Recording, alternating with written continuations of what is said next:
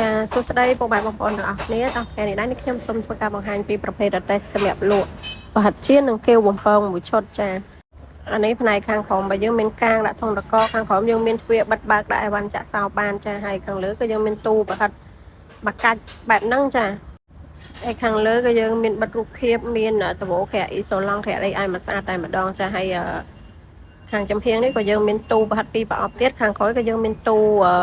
យ៉ាងធំបន្តិចសម្រាប់ដាក់គ្រឿងបន្លែឬក៏សាច់អីបកត់នៅក្នុងទូនឹងបានណាខាងក្រោយនេះក៏យើងមានកាងដាក់ធុងតកអីដូចតែយើងរត់ដងដែរទេចាមានទ្វារមានអីហ្នឹងហើយខាងក្នុងក៏យើងប្រាប់ពេញតែម្ដងដោយសារតែភ្ញៀវគាត់ជៀនប្រហិតគាត់ត្រូវតែក្រានកាច់ដៃអញ្ចឹងណាហើយទូរបស់យើងមានទ្វាររុញឆ្វេងស្ដាំបែបហ្នឹងចាហើយខាងលើនេះក៏យើងមានតនើមានអីដាក់អីវ៉ាន់ដូចតែយើងរត់ដងអញ្ចឹងចាហើយកន្លែងចន្លោះទូចដែលចំហហ្នឹងកន្លែងហ្នឹងគឺមានកែមួយសម្រាប់ដាក់លុយអញ្ចឹងណាតែជាងគាត់វាយអត់ទាន់ហើយអញ្ចឹងសម្រាប់ពុកម៉ែបងប្អូនដែលគាត់មានបំណងចង់កំងប្រភេទរទេះសម្រាប់លក់បាយឆាមីឆាម្ហូបកំងឬក៏ទឹកអំពៅឬក៏ប្រភេទអតេកំងអីផ្សេងនេះគឺអាចធ្វើការកំងបានចា